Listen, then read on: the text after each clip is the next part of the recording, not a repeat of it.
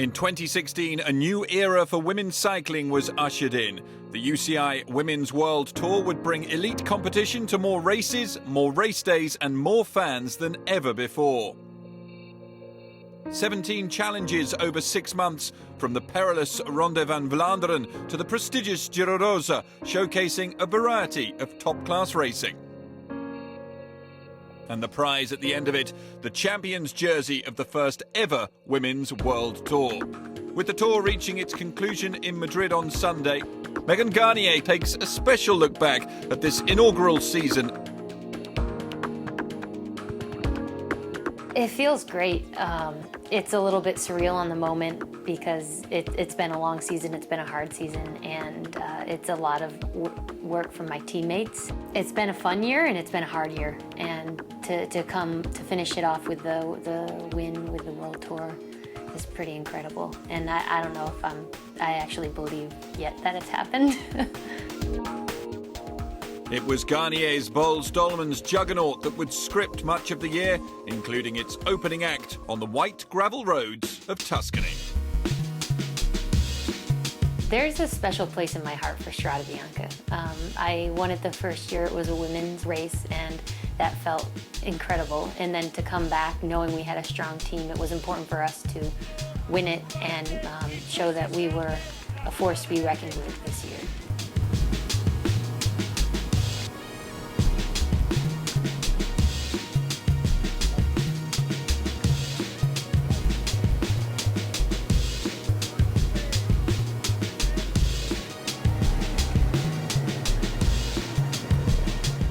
Lizzie came in and she stomped up that hill and won it, and it was beautiful, and it just set the tone for the year for us.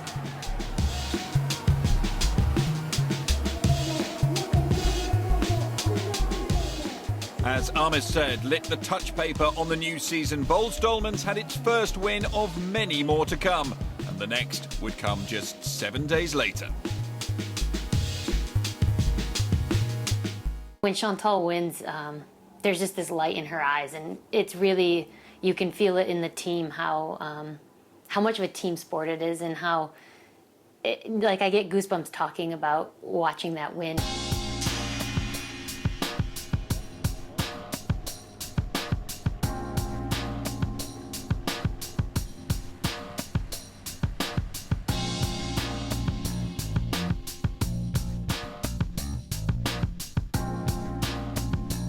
I was, in this second group, maybe even the third group. I have no idea at that point. But the sprint was setting up for our group, and I heard that Chantal had won on the radio, and I completely lost focus and got shuffled to the back. And I was just so excited to see her win. And that continued with the Bulls winning streak at that point.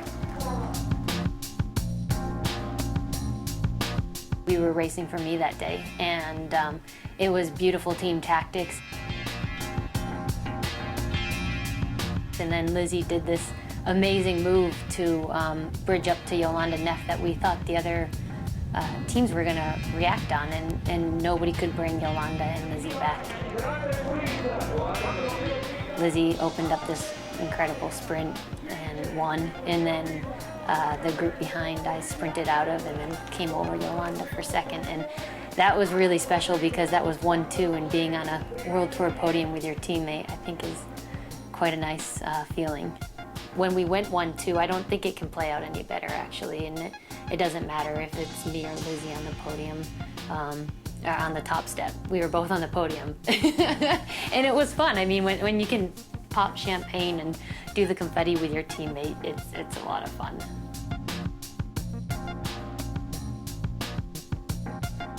For me, part of being a cyclist is learning how to handle yourself and race in all sorts of terrains. And in the early season, we do see a lot of the wind, the cobbles, the short, punchy hills. And being on a Dutch team, that is their forte. And I've had to learn how to adapt into that. And it's been a learning curve, and I've enjoyed every minute of it. Maybe not every minute of it. It's been hard. But I mean, when you can look back and see that you contributed to a team win on a course like Gent-Wevelgem or Drenthe, it gives you a sense of pride. And contribute is exactly what Garnier did.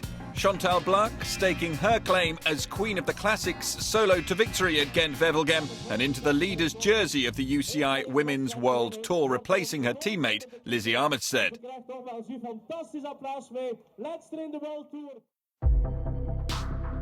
In cycling, there are few more recognisable races than the Ronde van Vlaanderen. 141 kilometres of bone-shaking cobbles and fear-inducing bergs, all lined with fanatical crowds of Flandrians. The Ronde was one of the most hotly anticipated days of the new season. And the peloton delivered a top-class display, led by one of its irrepressible stars of the season.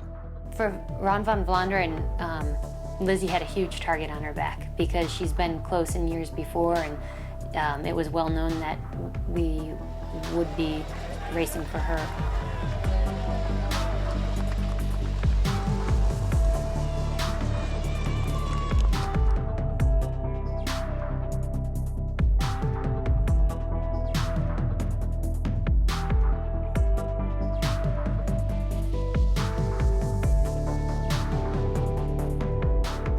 When Emma Johansson attacked and Lizzie was right there, it was a beautiful setup for us, and Lizzie had to work really hard to make it to the line with Emma.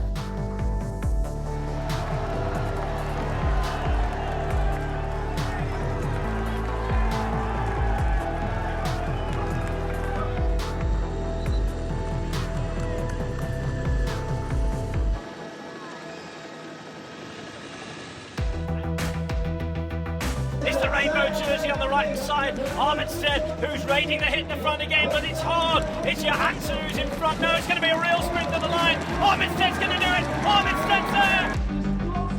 Fortunately, Lizzie won it, and it wasn't a huge margin that she won it by, but I mean, she crossed the line first, and that's been a huge goal of hers for many years, and it was great to see her finally get that.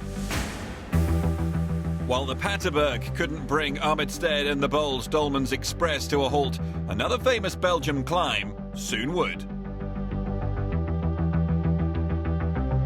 The Mur de Huy, it's this, I don't know how long the effort is actually, 3 to 5 minute effort that you can train for every day, but at the same time, once you're on that, the final time going for the finish line, it's so painful, but it's also, when it's that hard of a finish, I think it's a beautiful finish, and it really brings out some incredible rides.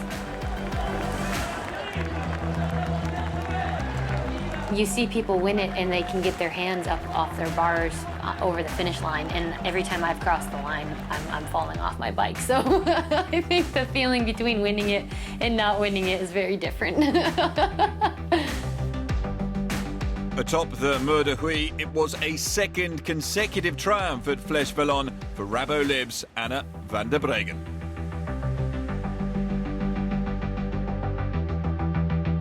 With some of Europe's toughest tests now conquered, it was time for the Women's World Tour to go global. The first stop was China, as Garnier and co gave way to the sprinters for 3 days of fast-paced racing on Chongming Island. Wiggle high fives, Chloe Hosking grabbed her first Tour win of the season on stage 2, and it was enough to give the Australian the overall victory. Now it was time to go stateside as Megan Garnier headed home. I wanted to do well in the Spring Classics, and those are always a big goal for me. And then being in the United States is always really special for me. So I was targeting a build-up in the Spring Classics, and then again a build-up into the American racing, which culminated in nationals, and then I came back over to Europe. But I think I guess I'm starting to feel the home field advantage in the United States. The first stage was up in Lake Tahoe, and it's beautiful there. And I won that stage. It was a beautiful setup by the team, and I won the first stage.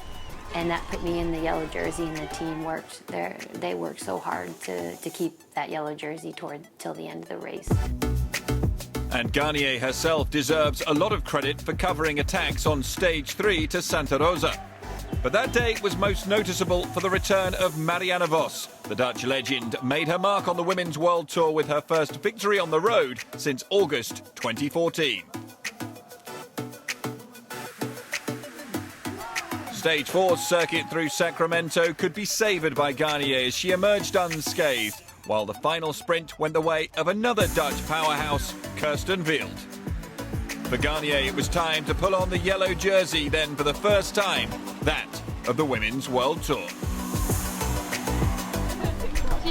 At that point in the season, Boels-Dolmans had been handing around the Women's World Tour jersey around a little bit, so when it came my turn to pull it on, it was really special. And but at that point, I was just thinking, oh yeah, it's nice to keep it in the team, and wasn't thinking too much beyond that moment and the Tour of California win.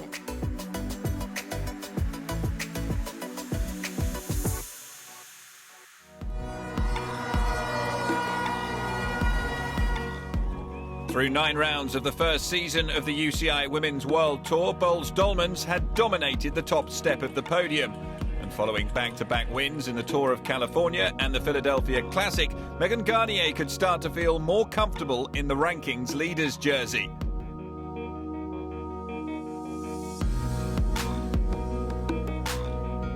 As the World Tour returned to Europe for the Aviva Women's Tour, her team were ready to once again show their might on the other side of the Atlantic. At the Aviva Women's Tour, when Christine won the stage, and to see her cross the line, and then at the end of that day, she pulled on the yellow jersey in that at the beginning of the race. And Christine works so hard for the team, and you see that in every race she shows up to, and she gives it absolutely everything. And to see her win, it gives you a good feeling because you know how much she's worked for you. And when somebody works that hard and then their work pays off, you know it's a really nice moment for them. And to see her in the yellow jersey was special. By Stage 3's Queen Stage, Lizzie Armitstead had cut a low profile, but the form that had seen the world champion as one of the key protagonists of the early season was soon on show, as the home favourite made her mark. Here we go then. Armitstead now beginning to apply the pressure, and it's Armitstead beginning to try and go clear of the rest, and she is going clear of the rest. Coming up to the line, Armitstead is going to win Stage 3 here in Chesterfield at the Aviva Women's Tour, and how important is that? With the yellow jersey secured, attention turned to its protection. As Marianne Vos and Lotte Lopisto claimed stage wins on the race's final days, the race lead never looked like changing. Job done for Armitstead, and World Tour win number 8 for Boels-Dolmans. It was on to Italy and the final stage race of the World Tour, and for Megan Garnier, the last major goal on the calendar. I think the Giro is one of the premier women's stage races on the calendar. It being 10 days, it's one of the longest for the women, and it's, I would say, one of the hardest too. It has all sorts of terrain, and it has the time trial, it has the prologue, it has flat stages and hilly stages and everything in between. And it takes a lot of teamwork and a lot of commitment on everybody's part to, day after day, go after either the stage win or the overall. In a challenging Giro, the iconic pink jersey would be worn by 4 different riders before settling back on the shoulders of a determined Garnier following Stage 6. So last year, yeah, I lost the Maya Rosa in the time trial. And this year, coming into the race, I wanted to, of course, I wanted to take home the Maya Rosa on the most important day, which was the last day. But at the same time, when I started the race, I couldn't think too far ahead with that because the time trial was late in the race, and it was a similar scenario actually this year, coming into the time trial with the leader's jersey and trying to defend it in the time trial. And this year it worked out for me, which was nice. Unbelievable! Unbelievable! What a day, what a day! With the Giro win, Garnier's lead in the rankings was near insurmountable, as it was in the under-23 competition for the tireless Kasia Niewiadoma, thanks to a 7th place finish in Italy. I showed myself, I think, in good side. I did a few good stages and my confidence was there and I felt strong. Of course, it's a bike racing, everything can happen, and sometimes you have luck, sometimes not, or sometimes just a day it's not yours and you can miss everything. Undoubtedly, Niewiadoma is one of cycling's brightest future stars. But at the next round of the World Tour, she was on domestique duty as teammate Marianne Vos and the other fast finishers set their sights on La Course. It was my first time I did La Course. It was great experience, really. It's maybe the attention of many people because it's at the end of the big Tour de France. So there's a lot of people, everybody is interested in the cycling and yeah, every girl wants to be in a breakaway. It's so difficult to get there in the breakaway because it's going so fast and yeah, there's actually, let's say, not many corners to hide yourself somewhere. But yeah, it was nice to, I love to be in the team, not only to thinking about myself, but also to feel that I'm a precious member for the others. But on the cobbles of the Champs-Élysées, there was no repeat of 2014's win for Vos as wiggle high fives Chloe Hosking showed her strength with a long sprint. From one iconic setting to another, at the Ride London Classique, the World Tour set itself against a royal backdrop. And while Garnier and her climbing rivals had their minds on Rio, the sprinters continued to fight it out. I think another interesting aspect of the Women's World Tour is that you have all sorts of riders that can win and all sorts of terrains and all sorts of types of road races. And Ride London was another punchy sprinters race, and it was there was a lot of media coverage around it, and there was a lot of money as well. It was one of the highest paid single days this year, and I think those are great steps for women's cycling. Claiming that prize pot was High-Tech Products' Kirsten Wild for her second victory of the season. After a brief hiatus for the Olympics, the World Tour returned in style in Sweden for two separate races, starting with the team time trial.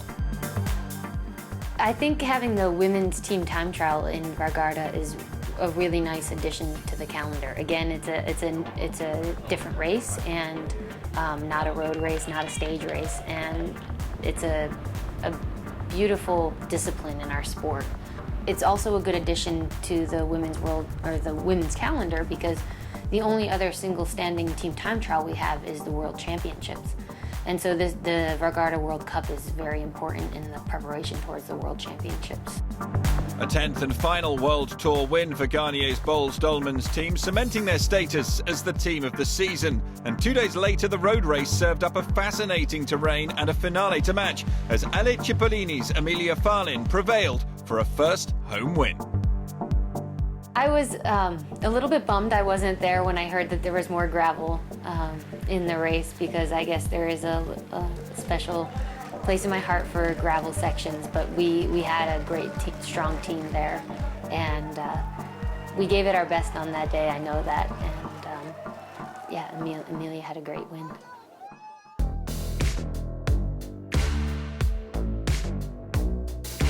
In Plouay, we had 3 really strong cards to play.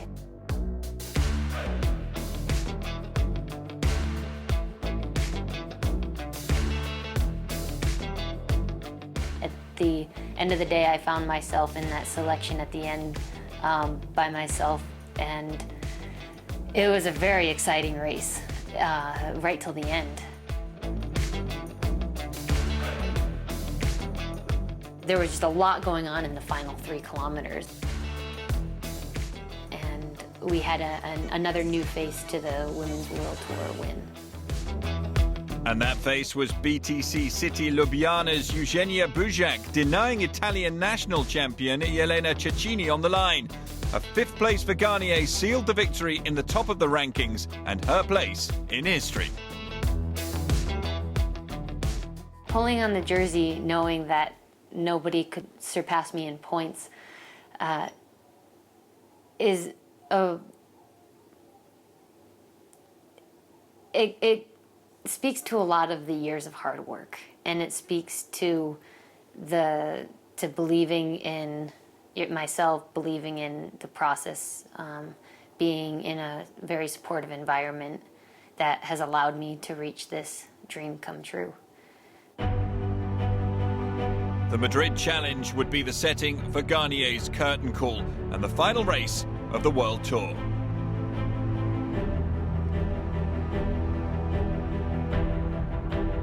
After 15 laps of the circuit through the city, Wiggle High Five delivered a 1-2 punch as Julian de Hoor edged out teammate Chloe Hosking. As the sun set on the inaugural season of the UCI Women's World Tour, Garnier could finally savour her moment.